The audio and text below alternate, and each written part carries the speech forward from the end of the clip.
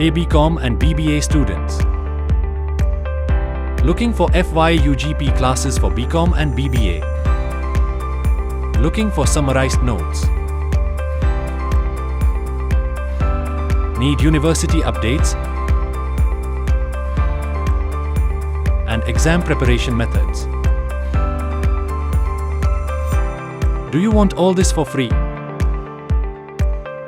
Join our WhatsApp channel now.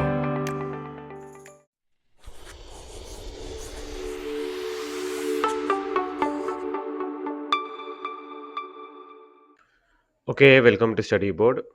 അപ്പോൾ നമ്മുടെ FIUGP 5th semester BCom income tax എന്ന് പറയുന്ന പേപ്പറിൽ നമ്മൾ രണ്ടാമത്തെ ചാപ്റ്ററാണ് എടുത്തുകൊണ്ടിരിക്കുന്നത്. അപ്പോൾ ഓൾറെഡി നമ്മൾ ഏകദേശം ഒരു 3-4 ക്ലാസ്സുകൾ ഈ ഒരു ചാപ്റ്ററായിട്ട് ബന്ധപ്പെട്ട് എടുത്തു കഴിഞ്ഞു. വലിയ ചാപ്റ്ററാണ്. അപ്പോൾ ഒരുപാട് കാര്യങ്ങൾ, ഒരുപാട് ഇൻഫർമേഷൻസ് നമുക്ക് ഈ ഒരു ചാപ്റ്ററിലൂടെ. അപ്പോൾ നമ്മൾ ഇതുവരെ എടുത്തൊക്കെ തിയറിയാണ്. അപ്പോൾ ഈ ഒരു ചാപ്റ്ററും കൂടുതലായിട്ടും തിയറി പോർഷൻസ് ആണ്. അതിൻ്റെ പ്രോബ്ലത്തിലേക്ക് നമ്മൾ കടന്നിട്ടില്ല എന്നുള്ളതാണ്. അപ്പോൾ അതിൽ നമ്മളിവിടെ ഈ ഒരു ക്ലാസ്സിൽ നോക്കാനായിട്ട് പോകുന്നത് റെസിഡൻഷ്യൽ സ്റ്റാറ്റസ് ആയിരുന്നു. കഴിഞ്ഞ ക്ലാസ്സിലാണ് നമ്മൾ ടാക്സിൻ്റെ നിരക്കുകൾ, ടാക്സ് റേറ്റുകളൊക്കെ നോക്കിയിട്ടുണ്ടായിരുന്നത്. അപ്പോൾ ഓരോ ചാപ്റ്ററും അത് റെലവൻ്റ് ആയിട്ടുള്ള ടോപ്പിക്കുകൾ പറഞ്ഞു പോകുന്നുണ്ട്. അതുകൊണ്ട് ഓരോന്നും സ്കിപ്പ് ചെയ്യാൻ നിങ്ങൾ കണ്ടിട്ട് വേണം അതിലേക്ക് എത്താനായിട്ട്. ഫസ്റ്റ് ചാപ്റ്റർ മുതൽ ഇതുവരെ സ്കിപ്പ് ചെയ്ത കാരണം ഇൻകം ടാക്സ് നിങ്ങളൊരു ചാപ്റ്റർ നടുക്കുന്ന എടുത്ത് പഠിച്ചു കഴിഞ്ഞാൽ നിങ്ങൾക്ക് ബുദ്ധിമുട്ടായിട്ട് വരും. അതുകൊണ്ട് എല്ലാവരും കാണുന്ന വിദ്യാർത്ഥികൾ കൃത്യമായിട്ട് ക്ലാസ് തറവായിട്ട് എന്ത് ചെയ്യുക, ഫോളോ ചെയ്യുക. അപ്പോൾ residential status and incidents of tax എന്നുള്ളതാണ് സെക്ഷൻ 6 ആണ് അതിൽ വരുന്നത്. അപ്പോൾ റെസിഡൻഷ്യൽ സ്റ്റാറ്റസ് ഇൻകം ടാക്സിൽ വളരെ ഇമ്പോർട്ടൻ്റ് ആണ്. സിറ്റിസൺഷിപ്പിനെക്കാളും കൂടുതലായിട്ട് നമ്മൾ ശ്രദ്ധിക്കേണ്ടത് റെസിഡൻഷ്യൽ സ്റ്റാറ്റസ് ആണ്. അതായത് നമ്മൾ താമസിക്കുന്ന കാലഘട്ടം വളരെ ഇമ്പോർട്ടൻ്റ് ആണ്. ഒരു രാജ്യത്ത് താമസിക്കുന്ന കാലഘട്ടം വളരെ ഇമ്പോർട്ടൻ്റ് ആണ് റെസിഡൻഷ്യൽ സ്റ്റാറ്റസ്. അപ്പോൾ അത് റെസിഡൻഷ്യൽ സ്റ്റാറ്റസ് എന്ന് വെച്ചാൽ നമ്മൾ കഴിഞ്ഞ വർഷം, നമ്മൾ പ്രീവിയസ് ഇയറിൽ നമ്മുടെ രാജ്യത്ത് താമസിച്ച ആൾക്കാരുടെ രേഖകളാണ്. അപ്പോൾ ഒരു 182 ദിവസം ഒരു കണക്കാണ് അതിന്, 182 ഡേയ്സ്, അതായത് ഒരു വർഷത്തിൻ്റെ പകുതി.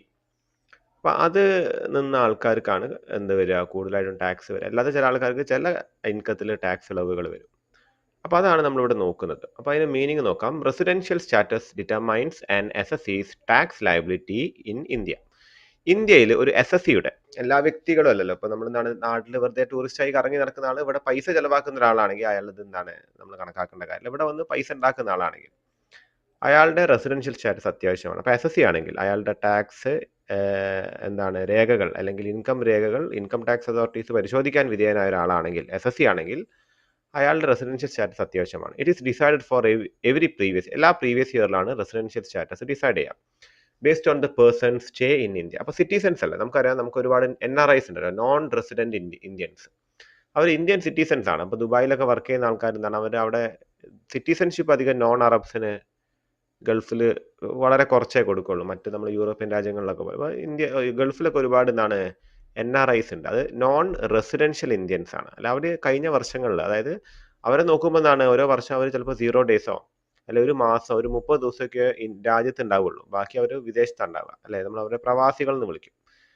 അപ്പോൾ അതാണ്. അപ്പോൾ സ്റ്റേ ഇൻ ഇന്ത്യയാണ് അത്യാവശ്യം. ഇന്ത്യയിൽ പ്രീവിയസ് ഇയറിൽ നിൽക്കുന്നതിൻ്റെ അടിസ്ഥാനത്തിലാണ് റെസിഡൻഷ്യൽ സ്റ്റാറ്റസ് തീരുമാനിക്കുന്നത്. ഇന്ത്യയിൽ പ്രീവിയസ് ഇയറിൽ നിൽക്കുന്നതിൻ്റെ, എത്ര ദിവസം നിന്നു എന്നതിൻ്റെ അടിസ്ഥാനത്തിലാണ് റെസിഡൻഷ്യൽ സ്റ്റാറ്റസ് തീരുമാനിക്കുന്നത്. കാറ്റഗറീസ് ഓഫ് റെസിഡൻഷ്യൽ സ്റ്റാറ്റസ് ആണ്. റെസിഡൻഷ്യൽ സ്റ്റാറ്റസ് 3 തരത്തിലാണുള്ളത്. Resident and ordinarily resident. അപ്പോൾ നമ്മളെ പോലത്തെ ഒരുപാട് ഇന്ത്യക്കാർ ഇവിടെ തന്നെ ജീവിച്ച് ഇവിടെ ജോലി ചെയ്യുന്ന ആൾക്കാർ.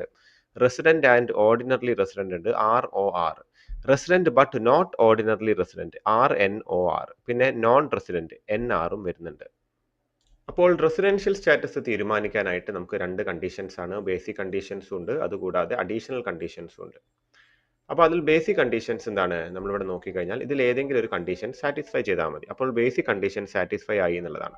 ബേസിക് കണ്ടീഷനും അഡീഷണൽ കണ്ടീഷൻ രണ്ടും കൂടി നമ്മൾ നോക്കും റെസിഡൻഷ്യൽ സ്റ്റാറ്റസിൽ. അപ്പോൾ ബേസിക് കണ്ടീഷൻ എന്ന് പറഞ്ഞത് A person is resident if he satisfy either of the following. അപ്പോൾ താഴെ പറഞ്ഞ ഏതെങ്കിലും ഒന്ന് ഫോളോ ചെയ്താൽ ഈസ് റെസിഡൻറ്റ്. അതിൽ ആദ്യത്തെ കണ്ടീഷൻ നോക്കാം. ഡ്യൂറിംഗ് ദ പ്രീവിയസ് ഇയർ, അതായത് stayed in India for 182 days or more during the previous year. 182 ദിവസമോ അല്ലെങ്കിൽ അതിലധികമോ പ്രീവിയസ് ഇയറിൽ. നമുക്കറിയാം അസസ്മെന്റ് ഇയറും പ്രീവിയസ് ഇയറും ഉണ്ട്. അസസ്മെന്റ് ഇയർ ഇപ്പോൾ നമ്മളെ നിലവിൽ അസസ്മെന്റ് ഇയർ 2026-27 ആണ്. ആ വർഷമാണ് 27. അപ്പോൾ ആ വർഷമാണ് നമ്മൾ ടാക്സ് ഒക്കെ കാൽക്കുലേറ്റ് ചെയ്യുക. അപ്പോൾ ഏത് വർഷത്തെ ഇൻകാണ് 25-26 ആൾക്കാർ വാങ്ങിയ വരുമാനത്തിന് ടാക്സ് ഈ വർഷം. അപ്പോൾ ഇത് പ്രീവിയസ് ഇയറാണ്. ഇതാണ് ഇപ്പോൾ നിലവിലെ അസസ്മെന്റ് ഇയർ. അപ്പോൾ ഈ പ്രീവിയസ് ഇയറിലെ കാര്യമാണ് പറഞ്ഞത്. അതിപ്പോൾ നിലവിലെ കണ്ടീഷനാണ്. അത് മാറും. നമ്മൾ ചിലപ്പോൾ ചില കണക്കുകളിൽ കുറച്ച് പുറകോട്ട് പോകും. ചിലപ്പോൾ അസസ്മെന്റ് ഇയർ 18, 19 ആയിരിക്കും. അപ്പോൾ പ്രീവിയസ് ഇയർ 17, 18 ആവും. മനസ്സിലായില്ല? അപ്പോൾ അത് ശ്രദ്ധിക്കാം. അപ്പോൾ അതിൽ എന്താണ്, പ്രീവിയസ് ഇയറിൽ 182 ദിവസം, അതായത് ഒരു വർഷത്തിന്റെ പകുതി 182 ദിവസമോ അതിലധികമോ താമസിക്കുകയാണെങ്കിൽ ബേസിക് കണ്ടീഷൻ ഫോളോ ആയി. അപ്പോൾ അല്ലെങ്കിൽ ഈ 182 ദിവസത്തിൽ കുറവാണെങ്കിൽ ഇയാൾ എന്താണ് 60 ദിവസം, പ്രീവിയസ് ഇയറിൽ 60 ദിവസം കൂടാതെ ആൻഡ് 365 ദിവസം അതിന് തൊട്ട് മുൻപുള്ള during proceeding years, 4 proceeding years. അപ്പോൾ ഈ വർഷത്തിന് തൊട്ട് മുൻപുള്ള 4 വർഷങ്ങളിൽ 365 ദിവസം നിന്നിട്ട് ഇന്ത്യയിൽ, കൂടാതെ ഈ വർഷം 60 ദിവസം, ഇത് രണ്ടും കൂടി സാറ്റിസ്ഫൈ ചെയ്യുകയാണെങ്കിൽ ഒരു കണ്ടീഷനായി. അപ്പോൾ ഏതെങ്കിലും ഒരു കണ്ടീഷൻ 182 ദിവസം എടുക്കുകയാണെങ്കിൽ എന്താണ്, ഇത് നോക്കേണ്ട കാര്യമില്ല. അപ്പോൾ കണ്ടീഷൻ എന്താണ് സാറ്റിസ്ഫൈ ആയി. 60 അല്ലെങ്കിൽ എന്താണ് അതിന് മുൻപുള്ള 4 വർഷങ്ങളിൽ 365 ദിവസങ്ങളോ ഇയാൾ ഇന്ത്യയിൽ നിൽക്കുകയാണെങ്കിൽ എന്താണ് ഏതെങ്കിലും ഒരു കണ്ടീഷൻ. മനസ്സിലായില്ല? അപ്പോൾ 60 പ്ലസ് 365 അപ്പോൾ ഇത് പ്രീവിയസ് ഇയറിന് മുൻപുള്ള 4 വർഷങ്ങളിൽ 365 ദിവസം കൂടാതെ പ്രീവിയസ് ഇയറിൽ 60 ദിവസം വരണം. അങ്ങനെ വരുമ്പോൾ ഒരു കണ്ടീഷനായി. അപ്പോൾ അതുകൊണ്ട് എന്താണ് 182 ദിവസം നിന്നിട്ടില്ലെങ്കിലും ബേസിക് കണ്ടീഷൻ ഫോളോ ആയി. ഇനി എന്താണ് ഈ 182 ദിവസം എന്ന് പറയുമ്പോൾ എന്താണ് 182 ഡേയ്സ് എന്ന് പറയുന്ന നേരത്ത് 182 ഡേയ്സ് എന്ന് പറയുമ്പോൾ എന്താണ് ആ കണ്ടീഷൻ സാറ്റിസ്ഫൈ ആയി. അതുകൊണ്ട് ബേസിക് കണ്ടീഷൻ. അപ്പോൾ ഏതെങ്കിലും ഒരു കണ്ടീഷൻ ക്ലിയർ ആയി എന്ന് വിചാരിക്കുന്നു. അത് കഴിഞ്ഞിട്ട് പറയുന്നത് സ്പെഷ്യൽ റൂൾ ഉണ്ട്. 182 ഡേ അല്ലെങ്കിൽ 120 ഡേ റൂൾ ഉണ്ട്. The 60-day condition becomes 182 for Indian citizens leaving for unemployment abroad as crew of Indian ship. പിന്നെ എന്താണ് ചിലത് 182 ആവും 60-ന് പകരമായിട്ട്. ഈ 60-ന് പകരമായിട്ട് അതിപ്പോൾ എന്താണ് ക്രൂവിൽ പോകുന്ന ഇന്ത്യൻ ഷിപ്പിൽ പോകുന്ന ആൾക്കാരാകുമ്പോൾ ചിലപ്പോൾ എന്താണ് ഈ പറഞ്ഞ 182 നമ്മൾ വേണ്ടി വരും. Indian citizenship or persons of Indian origin visiting ഇന്ത്യയിലും എന്താണ് 60-ന്റെ കണ്ടീഷൻ 182 ദിവസം. അതായത് ചില ആൾക്കാരുണ്ടാവും, ഇപ്പോൾ ഈ വെസ്റ്റ് ഇൻഡീസിലൊക്കെ ഒരുപാട് ഇന്ത്യൻ ഒറിജിനൽ ആൾക്കാരുണ്ട്. അവർ ഇന്ത്യയിൽ വന്ന് നിൽക്കുന്ന നേരത്തെ എന്താണ് ഈ 60-ന്റെ കണ്ടീഷൻ അവർക്ക് എന്താണ് അവർ നോൺ റെസിഡൻ്റ് ആയിട്ടേ കണക്കാക്കുള്ളൂ. ചിലപ്പോൾ അവർ എല്ലാ വർഷവും 60 ദിവസം വരെ ഉണ്ടാവും. അപ്പോൾ അങ്ങനെ വരുമ്പോൾ 4 കൊല്ലം 365 അതുകൂടാതെ കഴിഞ്ഞ വർഷം 60 വരും. അപ്പോൾ അവരെ സിറ്റിസൺ ആയിട്ട് ബേസിക് റൂളിലേക്ക് കൂട്ടണ്ടെന്ന് കരുതിയിട്ടാണ്. 120-ന്റെ റൂൾ ഉണ്ട്. Applies only when citizen or എന്താണ് person of Indian origin PIO visiting India and income exceed 15 lakh. അങ്ങനെ വരുമ്പോൾ എന്താണ് 120 ദിവസത്തെ റൂള് കൊടുക്കും അവർക്ക്. ഓക്കെ, അതായത് നമ്മളിപ്പോൾ പറഞ്ഞെന്താണ് ഇന്ത്യൻ സിറ്റിസൺ എന്താണ് പുറത്തേക്ക് എംപ്ലോയ്മെന്റിന് പോവുകയാണ്, അല്ലെങ്കിൽ എന്താണ് ഒരു ഇന്ത്യൻ ഷിപ്പിന്റെ ക്രൂ മെമ്പറായിട്ട് പോവുകയാണെങ്കിൽ ഇപ്പോൾ 60 ദിവസങ്ങൾ അവരിങ്ങനെ 2 മാസം വരുന്നുണ്ട്. അപ്പോൾ അത് ഇപ്പോൾ നോക്കി കഴിഞ്ഞാൽ എന്താണ് പ്രീവിയസ് ഇയർ ഇങ്ങനെ 60 ദിവസമൊക്കെ വന്നിട്ട് നിൽക്കുകയാണെങ്കിൽ എന്താണ് അവരത് ഈ 60-ന് പകരം എന്താണ് 182 വരും. കണ്ടീഷൻ ബിക്കംസ് എന്താണ് the 60-day condition becomes 182 day. പിന്നെ PIO എന്താണ് വിസിറ്റ് ചെയ്യണം. ഈ PIO തന്നെ നമ്മൾ എന്താണ് അവരുടെ ഈ പറയുന്ന ഇൻകം അത് 15 ലക്ഷമായി കഴിഞ്ഞാൽ എന്താണ് ഈ 182-ന് പകരം അവർക്ക് അത് 120-ലേക്ക് ചുരുങ്ങും. അപ്പോൾ കുറഞ്ഞ ദിവസത്തിൽ അവർക്ക് എന്താണ് ഈ പറയുന്ന റെസിഡൻഷ്യൽഷിപ്പ് വരും. ഇപ്പോൾ റെസിഡൻഷ്യൽഷിപ്പ് വന്നാൽ എന്താ കുഴപ്പമെന്ന് വെച്ചാൽ ചിലപ്പോൾ എന്താണ് അവർക്ക് ടാക്സബിലിറ്റി വരും. In such cases, stay more than 120 days but less than 182 days. Resident but not ordinarily resident ആവും. അല്ലെ, നമ്മൾ 3 തരം റെസിഡൻഷ്യൽ ഷിപ്പാണ് കണ്ടത്. Resident, ordinary resident, resident not ordinary resident, non resident. അപ്പോൾ ഇതാവും എന്നാണ് പറഞ്ഞത്. 120 മുതൽ 182 ദിവസത്തിനിടയിൽ നിൽക്കുകയാണെങ്കിൽ RNOR ആവും. 182-ന് മുകളിലേക്ക് പോയാൽ ROR ആവും, ഓർഡിനറി റെസിഡൻറ്റ് ആവും. അപ്പോൾ അതിൽ നിങ്ങൾ ശ്രദ്ധിക്കേണ്ടത് എന്തൊക്കെയാണെന്ന് വെച്ചാൽ 182 ഡേ റൂൾ എന്താണ് വിസിറ്റിംഗ് ഇന്ത്യൻ സിറ്റിസൺ അല്ലെങ്കിൽ PIO plus Indian income less than 15 lakh ആണ്. അതർവൈസ് എന്താണ് 182 റൂളാണ്. More than 15 lakh, more than 15 lakh വരുമാനം വാങ്ങുകയാണെങ്കിൽ 120, 15 ലക്ഷത്തിലധികം വരുമാനം വാങ്ങുന്ന ആള് ഒരു വർഷത്തിൽ അയാൾ വിസിറ്റിംഗ് ഇന്ത്യൻ ആവാം, എന്താണ് ഈ പേഴ്സൺ ഓഫ് ഇന്ത്യൻ ഒറിജിൻ ആവാം. 15 ലക്ഷത്തിന് മുകളിൽ അയാൾ വരുമാനം വാങ്ങുന്ന ആളാണെങ്കിൽ 120 ദിവസത്തിന് മുകളിൽ അയാൾ നിൽക്കുകയാണെങ്കിൽ അയാൾ റെസിഡൻ്റ് ആവും. 120 മുതൽ 182 ദിവസം വരെയാണെങ്കിൽ resident but not ordinary resident. 182 ദിവസത്തിന് മുകളിൽ നിൽക്കുകയാണെങ്കിൽ അയാൾ റെസിഡൻറ്റ് ബട്ട് ഓർഡിനറി റെസിഡൻ്റ് ആവും. ഓക്കെ, ക്ലിയർ ആയി എന്ന് വിചാരിക്കുന്നു. 15 ലക്ഷം ഒരു മാനദണ്ഡമാണ്. പേഴ്സൺസ് എന്താണ് of Indian origin, persons visiting India, അവർക്കാണ് ചിലപ്പോൾ 120 ദിവസം ആവുക. പക്ഷെ അവരെ 15 ലക്ഷത്തിന് മുകളിൽ വരുമാനം വരുന്നാലാണ് ആവുക. ഓക്കെ. ഇനി നമ്മുടെ ബേസിക് കണ്ടീഷൻ നമ്മൾ ആദ്യം കണ്ടു അല്ലേ? ഫസ്റ്റ് പോയിന്റ് ബേസിക് കണ്ടീഷനാണ്. പിന്നെ അതിന്റെ സ്പെഷ്യൽ റൂൾ പറഞ്ഞെന്നുള്ളൂ. അഡീഷണൽ കണ്ടീഷനാണ്. അത് രണ്ടും വേണം. ബേസിക് കണ്ടീഷനിൽ ഏതെങ്കിലും ഒന്ന് ഉണ്ടായാൽ മതി. 182 അല്ലെങ്കിൽ 60. ഈ 60 എന്നുള്ളത് എന്താണ്? പേഴ്സൺസ് വിസിറ്റിംഗ് ഇന്ത്യ അല്ലെങ്കിൽ എന്താണ്? പേഴ്സൺ ഓഫ് ഇന്ത്യൻ ഒറിജിൻ എന്താണ്? 182 തന്നെ വേണം.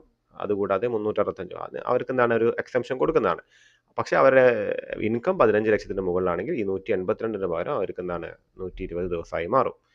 ഇനി എന്താണ് അഡീഷണൽ കണ്ടീഷനിൽ വരണം. അപ്പൊ നമുക്ക് ഇവിടെ നോക്കിക്കഴിഞ്ഞാൽ ഈ ബേസിക് കണ്ടീഷനും അഡീഷണൽ കണ്ടീഷനും കൂടി ഫോളോ അല്ലെങ്കിൽ എന്താണ് അത് രണ്ടും എന്താണ് വന്നു കഴിഞ്ഞാലാണ് ഒരാള് റെസിഡന്റ് ബട്ട് ഓർഡിനറിലി റെസിഡന്റ് ആവുക.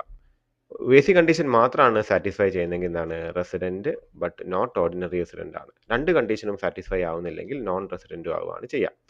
അപ്പോൾ പക്ഷെ ബേസിക് കണ്ടീഷൻ എന്തായാലും സാറ്റിസ്ഫൈ ആവണം. അഡീഷണലിലേക്ക് പിന്നെ ഒന്നും പോകില്ല. ബേസിക് സാറ്റിസ്ഫൈ ആയില്ലെങ്കിൽ അഡീഷണലിലേക്ക് നമ്മൾ പോവില്ല. അപ്പോൾ അതാണ് പറഞ്ഞു വെക്കുന്നത്. അപ്പോൾ ഈ അഡീഷണൽ കണ്ടീഷൻ എന്താ പറയുന്നത്? To become resident and ordinarily resident the person must satisfy both എന്നുള്ളതാണ്. അപ്പോൾ ഈ രണ്ട് അഡീഷണൽ കണ്ടീഷൻസ് എന്തൊക്കെയാണ് വരുന്നത്? Resident in India in at least 2 out of proceeding 10 years. അപ്പോൾ കഴിഞ്ഞ 10 വർഷങ്ങൾ എടുക്കുകയാണെങ്കിൽ 2 വർഷങ്ങളിലും ആള് റെസിഡന്റ് ആയിരിക്കണം. അത് നമ്മൾ ഈ പറയുന്ന കണ്ടീഷൻസ് നോക്കിയിട്ട് ചെയ്യാം. 182 ദിവസത്തെ കണക്ക് നോക്കുക. അപ്പോൾ അത് ഫോളോ ചെയ്യുന്ന ആളായിരിക്കണം. അപ്പോൾ കഴിഞ്ഞ 10 വർഷത്തിൽ 2 വർഷമെങ്കിലും റെസിഡന്റ് ആയിരിക്കണം. അത് കൂടാതെ ഒന്നും കൂടി വേണം, ആൻഡ് ആണ്. ഓക്കെ, ബോത്ത് അല്ലെ, ബോത്ത് ആർ റിക്വയർഡ്, ഓർ അല്ല, ആൻഡ് എന്താണ്? Stayed in India for 730 days during the proceeding 10 years. അപ്പോൾ നമ്മളിവിടെ നോക്കിക്കഴിഞ്ഞാൽ പ്രൊസീഡിങ് അതായത് പ്രീവിയസ് ഇയറിന് മുൻപുള്ള 10 വർഷങ്ങളിൽ 2 വർഷമെങ്കിലും എന്താണ് റെസിഡന്റ് ആയിരിക്കണം. പ്രീവിയസ് ഇയറിന് തൊട്ട് മുൻപുള്ള 7 വർഷങ്ങളിൽ എന്താണ് 730 ദിവസമെങ്കിലും ഇന്ത്യയിൽ നിൽക്കുന്ന ആള് ആയിരിക്കണം എന്ത് ഈ പറയുന്ന അഡീഷണൽ കണ്ടീഷൻ ഫോളോ ചെയ്യാം. ഓക്കെ, അപ്പം അതിപ്പോൾ നമ്മൾ സാധാരണ ഇന്ത്യയിൽ ജീവിക്കുന്ന ആൾക്കാർ ഇതൊക്കെ ഫോളോ ചെയ്യുന്ന ആൾക്കാരാണല്ലോ. അപ്പോൾ അതാണ് ഇവിടെ പറഞ്ഞു വെക്കുന്നത്. അപ്പോൾ എന്താണ് നിങ്ങൾ ബേസിക് കണ്ടീഷൻ നോക്കുക. ബേസിക് എന്താണ്? ഇതാണ് 2 കണ്ടീഷൻ. സ്പെഷ്യൽ റൂൾ പറഞ്ഞെന്ന് മാത്രമേ ഉള്ളൂ. പക്ഷേ ഇതാണ് മെയിനായിട്ട് നോക്കേണ്ടത്. സ്പെഷ്യൽ റൂൾ ഇവർക്കല്ല വരുന്നുള്ളൂ. Persons are visiting India and എന്താണ് persons of Indian origin visiting India. അതിൽ 15 ലക്ഷത്തിന് റൂൾ പറഞ്ഞു. അഡീഷണൽ കണ്ടീഷൻ എന്താണ്? Out of 10 proceeding years 2 should be resident in India. Out of 7 proceeding years 720 days should be stayed in India. Okay, ഇനി residential സ്റ്റാറ്റസിന്റെ classification ആണ്. Residence and ordinarily resident ആവണമെങ്കിൽ എന്താണ്? Satisfy at least 1 basic condition and satisfy both additional condition. ഏതെങ്കിലും ഒരു basic condition satisfy ചെയ്യണം. 2 additional കണ്ടീഷനും satisfy ചെയ്താലാണ് എന്താവുക? ഈ പറയുന്ന ഓർഡിനറിലി റെസിഡന്റ് ആവുക. Resident but not ordinarily resident ആണെങ്കിൽ ആവണമെങ്കിൽ എന്താണ്? Satisfy at least 1 basic condition. ഏതെങ്കിലും ഒരു ബേസിക് കണ്ടീഷൻ സാറ്റിസ്ഫൈ ചെയ്യുക, but does not satisfy both additional condition. Okay, അപ്പോൾ അത് എന്താണ്? ഇതിൽ ഏതെങ്കിലും ഒരു ബേസിക് കണ്ടീഷനോ 2 അഡീഷണൽ കണ്ടീഷനോ സാറ്റിസ്ഫൈ ചെയ്യുകയാണെങ്കിലാണ് റെസിഡന്റ് ആൻഡ് ഓർഡിനറിലി റെസിഡന്റ് ആവുക. Resident but not ordinarily resident ആരാണ്? ഏതെങ്കിലും ഒരു ബേസിക് കണ്ടീഷൻ സാറ്റിസ്ഫൈ ആവുക, but does not satisfy both additional condition. അപ്പോൾ എന്താണ്? ഇദ്ദേഹം റെസിഡന്റ് ആണ്, ബട്ട് ഓർഡിനറിലി റെസിഡന്റ് അല്ല. Resident but not ordinarily resident satisfy at least 1 basic condition, does not satisfy both additional condition. ഇനി നോൺ റെസിഡന്റ് എന്താണ്? Does not satisfy any basic condition. ഒരു basic കണ്ടീഷനും satisfy ചെയ്യുന്നില്ലെങ്കിൽ എന്താണ്? അയാൾ നോൺ റെസിഡന്റ് ആണ്. ഇതിലേക്ക് റിവിഷനാണ് കൊടുത്തിരിക്കുന്നത്. റെസിഡന്റ് എന്താണ്? Satisfy any one of basic condition ആണ്. അപ്പോൾ അയാൾ എന്താണ്? റെസിഡന്റ് ROR ആവാം. Resident but not ordinary resident and ordinary resident but both additional condition ആണ്. പിന്നെ എന്താണ്? RNOR എന്താണ്? ബേസിക് കണ്ടീഷൻ ഏതെങ്കിലും ഒന്ന് സാറ്റിസ്ഫൈ ചെയ്യുക, അതിന് കൂടെ എന്താണ്? 2 അഡീഷണൽ കണ്ടീഷനോ. ഇത് ഒന്നും സാറ്റിസ്ഫൈ ചെയ്തിട്ടില്ലെങ്കിൽ എന്താണ്? നോൺ റെസിഡന്റ് ആണ്. അത് കഴിഞ്ഞാൽ വരുന്നതാണ് ഡീംഡ് റെസിഡന്റ്. അപ്പോൾ എന്താണ് ഈ ഡീംഡ് റെസിഡന്റ് എന്ന് വെച്ചാൽ? സെക്ഷൻ 6(1)(a)ലാണ് ഡീംഡ് റെസിഡന്റിനെ കുറിച്ച് പറയുന്നത്. A deemed resident is an Indian citizen who is treated as a resident in India even if the normal residential status conditions are not satisfied. Normal ആയിട്ടുള്ള നമ്മൾ നേരത്തെ കണ്ട ഈ ബേസിക് കണ്ടീഷനും അഡീഷണൽ കണ്ടീഷനും സാറ്റിസ്ഫൈ ചെയ്തിട്ടില്ലെങ്കിലും ചില ആൾക്കാരുടെ റെസിഡന്റ് ആയിട്ട് കരുതപ്പെടും. അവരെയാണ് ഡീംഡ് റെസിഡന്റ് ആയിട്ട് വരുന്നത്. കരുതപ്പെടുന്ന റെസിഡന്റ്. ഡീംഡ് മീൻസ് എന്താണ്? കരുതപ്പെടുന്ന റെസിഡന്റ്. കണ്ടീഷൻസ് എന്തൊക്കെയാണ്? A person is A deemed resident if all the following are satisfied. താഴെ പറഞ്ഞെല്ലാം സാറ്റിസ്ഫൈഡ് ആണ്. അയാളുടെ എന്താണ്? സിറ്റിസൺ ഓഫ് ഇന്ത്യ ആയിരിക്കണം അയാൾ. ടോട്ടൽ ഇൻകം, അതായത് ഫോറിൻ ഇൻകം ഒഴിവാക്കിയിട്ടുള്ള ടോട്ടൽ ഇൻകം ഇൻ ഇന്ത്യ 15 ലക്ഷം കടക്കുകയാണ്. Not liable to tax to any other country or territory. അതായത് ഒരാൾ ഇന്ത്യൻ പൗരനാണ്, അയാൾക്ക് ഇന്ത്യയിൽ നിന്ന് ഒരു 15 ലക്ഷത്തിലധികം വരുമാനം എല്ലാ വർഷവും ഉണ്ടാവുന്നുണ്ട്. മറ്റൊരു രാജ്യത്ത് അയാൾ ടാക്സും അടയ്ക്കുന്നില്ലെങ്കിൽ എന്താണ്, അയാൾ ഇന്ത്യൻ റെസിഡന്റ് ആയിട്ട് കരുതപ്പെടും, ഡീംഡ് റെസിഡന്റ് ആണ്. Not the basic condition 182 day or 60 plus 365 days and additional conditions are not applicable to be a deemed resident. പിന്നെന്താണ്, a deemed resident is always treated as a resident but not ordinary resident. അവളെ എന്താണ്, ഒരു resident ആയിട്ടാണ് കണക്കാക്കുക, NOR ആയിട്ടല്ല. But not ordinary resident. RNOR ആയിട്ടാണ് കണക്കാക്കുക, ordinary resident ആയിട്ടല്ല കണക്കാക്കുക. അതിന്റെ പർപ്പസ് എന്താണെന്ന് വെച്ചാൽ എന്താണ്, 21-22 ഇത് ഇൻട്രൊഡ്യൂസ് ചെയ്തത്. Prevents Indian citizens from escaping tax by residing in countries where no income tax is levied or where income is not taxable due to tax treaties. അപ്പോൾ ചില രാജ്യങ്ങളിൽ ജീവിക്കുന്ന ആൾക്കാർ, ഇപ്പോൾ UAE, Kuwait, Monaco, Oman, Bahamas, പനാമയിലൊക്കെ ഇന്ത്യക്കാർ ജീവിക്കുന്നുണ്ട്. അവർക്ക് ഇന്ത്യയിൽ നിന്ന് വരുമാനം കിട്ടുന്നുണ്ട്, നല്ല വരുമാനം, 15 ലക്ഷത്തിന് മുകളിൽ പോകണം. അപ്പോൾ അവർക്ക് അവിടെയും ടാക്സ് അടയ്ക്കേണ്ട, ഇന്ത്യയിലും ടാക്സ് അടയ്ക്കുക. അങ്ങനത്തെ ആൾക്കാർക്കാണ് ഡീംഡ് റെസിഡന്റ് ആക്കുക. ഇമ്പോർട്ടൻറ്റ് പോയിന്റ്സ് എന്തൊക്കെയാണ്? Foreign income does not include income from business controlled from India, provision സെറ്റപ്പിന്. ഇപ്പോൾ ഇന്ത്യയിൽ ഒരു ബിസിനസ് ഉള്ളതോ അല്ലെങ്കിൽ ഇന്ത്യയിൽ ഒരു പ്രൊവിഷൻ ഉണ്ടെങ്കിലോ ആണ് ഇന്ത്യൻ ഇൻകം ആവുക. മറ്റതൊക്കെ ഫോറിൻ ഇൻകം ആണ്. ഇന്ത്യയിൽ സാലറി ഉണ്ടാവുന്ന ആൾ ഇവിടെ തന്നെ വേണമല്ലോ, സാലറിഡ് പേഴ്സൺ ആണെങ്കിൽ ഇവിടെ തന്നെ വേണം. Applicable only to Indian citizen. Indian സിറ്റിസനെ ഇത് അപ്ലിക്കബിൾ ആവുള്ളൂ, ഫോറിൻ സിറ്റിസൺസ് അപ്ലിക്കബിൾ അല്ല, even if their parents are of Indian origin. അതിപ്പോൾ നമ്മൾ പറയില്ല, ഈ പറയുന്ന വെസ്റ്റ് ഇൻഡീസിലൊക്കെ ചിലപ്പോൾ ആൾക്കാർ എന്താണ്, ഒരുപാട് ഇന്ത്യൻ ഒറിജിൻ ആൾക്കാർ, അവർക്കൊന്നും എന്താണ് ഇത് ബാധകമല്ല, ഇന്ത്യൻ സിറ്റിസൺസിനാണ്. അത് കഴിഞ്ഞാൽ എക്സാം പോയിന്റ്സ് എന്താണ്, ഇന്ത്യൻ സിറ്റിസൺ പ്ലസ് എന്താണ് ഇന്ത്യൻ ഇൻകം 15 ലക്ഷത്തിന് മുകളിലായാലാണ് മറ്റു രാജ്യത്ത് ടാക്സബിൾ അല്ലെങ്കിൽ എന്താണ്, അയാൾ ഡീംഡ് റെസിഡന്റ് ആണ്. ബേസിക് ആൻഡ് അഡീഷണൽ കണ്ടീഷൻ എന്താണ്, സാറ്റിസ്ഫൈ ചെയ്യേണ്ട കാര്യമില്ല. അപ്പോൾ ഇത്രയാണ് നമുക്ക് ഇതിൻ്റെ തിയറി പോർഷനിലേക്ക് നോക്കാനുള്ളത്. ഇനി ഇതിൻ്റെ പ്രോബ്ലം സൈഡാണ്. അപ്പോൾ നമുക്ക് എന്താണ് വരുന്ന ക്ലാസ്സിൽ പ്രോബ്ലം സൈഡിലേക്ക് പോവാം. അപ്പോൾ ഇത്രയും കാര്യങ്ങൾ നിങ്ങൾ പഠിച്ചു വെക്കുക. അപ്പോൾ ഇത്രയും പോർഷൻസ് നമ്മൾ എന്താണ് ഈ രണ്ടാമത്തെ ചാപ്റ്ററിൽ ഏകദേശം 4-5 ക്ലാസ്സുകൾ എന്താണ് ഈ തിയറിക്കായിട്ട് തന്നെ എടുത്ത് വെച്ചിട്ടുണ്ട്. ഡീറ്റെയിൽഡ് ആയിട്ട് ഞാൻ പറഞ്ഞു പോയിട്ടുള്ളത്, അതുകൊണ്ട് അത് കംപ്ലീറ്റ് ആയിട്ട് നോക്കി വെക്കുക. പിന്നെ നോട്ടിൻ്റെ കേസ് ഞാൻ പറഞ്ഞില്ല, ചെറിയൊരു ഫീസ് നമുക്ക് അതിന് വരുന്നുണ്ട്. അപ്പോൾ അത് ആവശ്യമുള്ള വിദ്യാർത്ഥികൾ എന്താണ് ഇത് ഫോളോ ചെയ്യുക. പിന്നെ എന്താണ് സ്റ്റഡി ബോർഡ് _ ഓൺലൈനാണ് നമ്മുടെ ഇൻസ്റ്റാഗ്രാം പേജ് ഉള്ളത്, അത് നിങ്ങൾ പറ്റുമെങ്കിൽ ഫോളോ ചെയ്യുക. അതിൽ നമ്മൾ എന്താണ് ഈ എക്സാം ഫീഡുകളും പിന്നെ അതുകൂടാതെ നമ്മുടെ യൂണിവേഴ്സിറ്റി അപ്ഡേറ്റുകളൊക്കെ ഇടാറുണ്ട്. അതുകൊണ്ട് എന്താണ് അതൊന്ന് നോക്കുക, പറ്റുമെങ്കിൽ ഒന്ന് ഫോളോ ചെയ്യുക. ഓക്കെ, പരമാവധി വിദ്യാർത്ഥികളൊന്നും എന്താണ് ക്ലാസ്സുകളൊന്ന് ലൈക്ക് ചെയ്യുക. അതുകൂടാതെ നിങ്ങൾക്ക് ഇഷ്ടപ്പെടുകയാണെങ്കിൽ ഒരു തംസ് ഇടുകയാണെങ്കിലൊക്കെ നല്ലതാണ്, കാര്യം നമുക്ക് അത്യാവശ്യം ഒരു റീച്ച് കിട്ടുന്നത് നല്ലതാണ്. പിന്നെ ഒന്ന് സബ്സ്ക്രൈബ് ചെയ്യാനും നിങ്ങൾ മറക്കരുത്. Okay, thank you.